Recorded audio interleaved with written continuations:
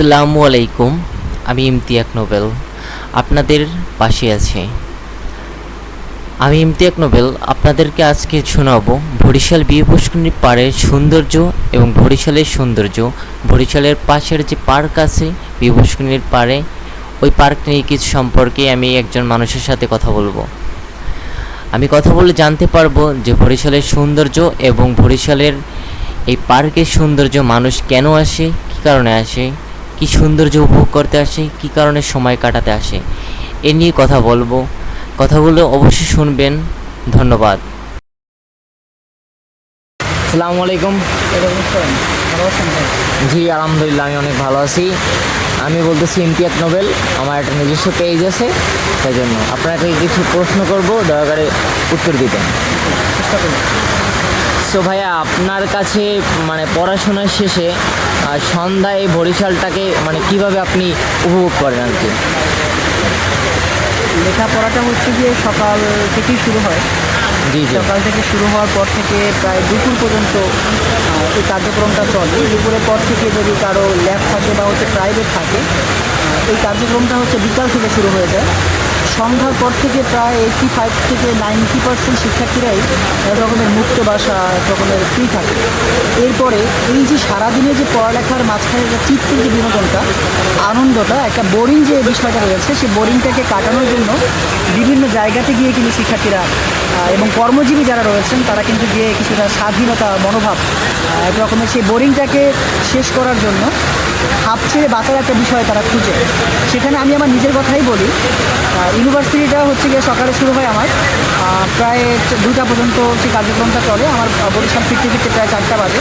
এরপরে কোচিংয়ের বিষয় একটা রয়েছে, নিজের লেখাপড়া, প্রাইভেট টিউটর, হোম টিউটর আছে কয়েকটা স্টুডেন্টের, সেখানে পড়িয়ে প্রায় 8টা বাজে। 8টার পরে প্রায় 1 থেকে 1.5 ঘন্টা আছে আমি এখানে সময়টা দিই এই জন্য, অর্থাৎ মাথাটায় যে একটা প্যারা থাকে, সোজা বাংলাটা প্যারা বলি, চাপ থাকে, সেই চাপটাকে মুক্ত করার জন্য আসলে হয়তো বা চিত্রের একটা বিনোদন এখানে আমার হয়। মনের একটা চাপ এখান থেকে কমে যায় এবং অনেক মানুষ এখানে থাকে, দেখি মাঝে মধ্যে গান হয়, সাংস্কৃতিক অনুষ্ঠান মাঝে মধ্যে দেখা যায়।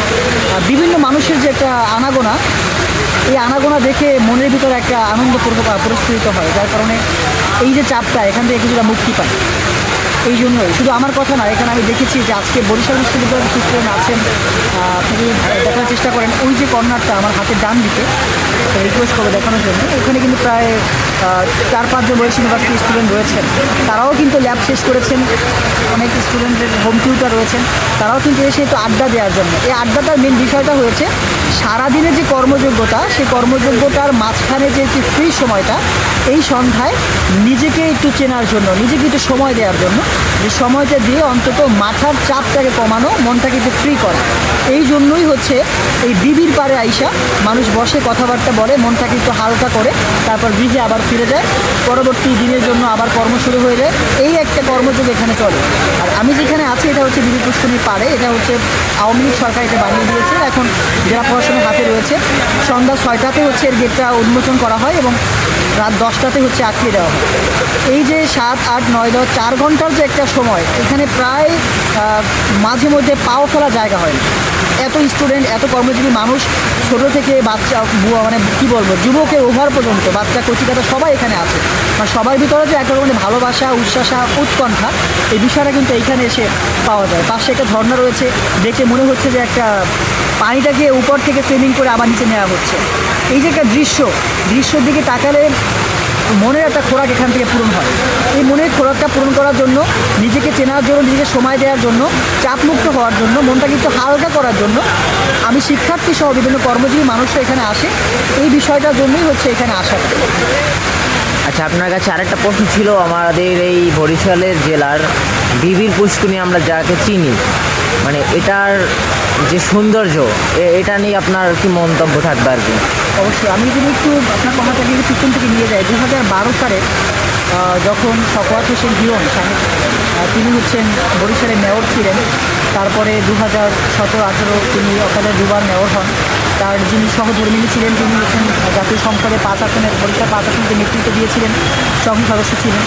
এই সময়ে এই বিবির পুষ্করিণী অর্থাৎ বিবির পাড়টা আরও সৌন্দর্য ছিল, আরও সুন্দরভাবে কোলাহল মুক্ত ছিল, বা কোলাহল মুক্ত বলবো না, এক রকমের আনন্দমূলক ছিল, তবে যানজট কিছুটা কম ছিল।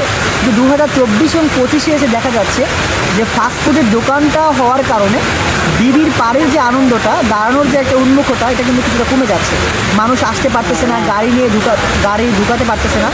এই যে বিষয়টা রয়েছে, এই বিষয়টার কারণেই হচ্ছে সমস্যাটা হচ্ছে, যার কারণে মানুষ আসতেছে ঠিকই, কিন্তু যানজটের যে সময়সীমাটা রয়েছে, যানজটের কারণে হচ্ছে গিয়ে মানুষ আসা যাওয়ার সময়টা কমে যাচ্ছে। এই কারণে তারা হচ্ছে গিয়ে চলে যাচ্ছে অ্যাডামসে, ভিলেজ পার্কে চলে যাচ্ছে, তিরিশ গোডাউন চলে যাচ্ছে, মুক্তিযোদ্ধা পার্ক চলে যাচ্ছে, নদী পার্ক চলে যাচ্ছে।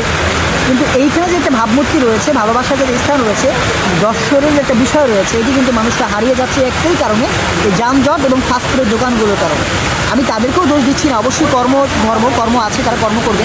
তবে যদি কিছুটা কমানো যায়, যানজট যদি নিয়ন্ত্রণ করা যায়, এবং আইন শৃঙ্খলা বাহিনী যদি একটু তৎপরতা এখানে থাকে, তবে হয়তো বা 2012, 13, 14 যে অবস্থা ছিল এক রকমের স্বাধীনভাবে চলাফেরা, মুক্তভাবে চলাফেরা, এটি হয়তো বা ফিরে আসবে। যে আপনাকে অনেক অনেক ধন্যবাদ। আর বরিশাল সম্পর্কে জানার পর থেকে আমার অনেক ভালো লাগছে এখন। আর আপনাকে অসংখ্য অসংখ্য ধন্যবাদ। আমরা আপনার কাছ থেকে বিদায় নিচ্ছি। Thank you so much. অসংখ্য ধন্যবাদ আপনাকেও সময় দেওয়ার জন্য। ভালো থাকবেন। দর্শক, এই মুহূর্তে আমরা শুনেছি মোহাম্মদ সায়েম ভাইয়ের কাছ থেকে যে বরিশালের সৌন্দর্য এবং বরিশালের এই পার্ক সম্পর্কে, এখানে কতজন মানুষ আসে, সবাই কাজ শেষ করে, পড়াশোনা শেষ করে নিজেদের পার্সোনাল সময় কাটানোর জন্য। এবং বরিশালে বীরপুষ্করিণীর পাড় থেকে একটু পাশেই আছে এই পার্কটি। এখানে আমরা দেখতে পাচ্ছি অনেক লোকজন আসছে, বসে আড্ডা দেয়, গল্প করে, অনেকভাবে সময় কাটানোর চেষ্টা করে। এটা আমাদের পক্ষে খুবই ভালো, এবং সন্ধ্যার পরে এখানে আসা যাওয়াটা খুবই সুন্দর একটা মুহূর্ত। তো এই নিয়ে শেষ করছি আমাদের এই চ্যানেলের ভিডিও। তো পরবর্তী ভিডিওর জন্য অপেক্ষা করবেন এবং সবাই আমার পাশে থাকবেন, লাইক, কমেন্ট, শেয়ার করবেন। Thank you so much.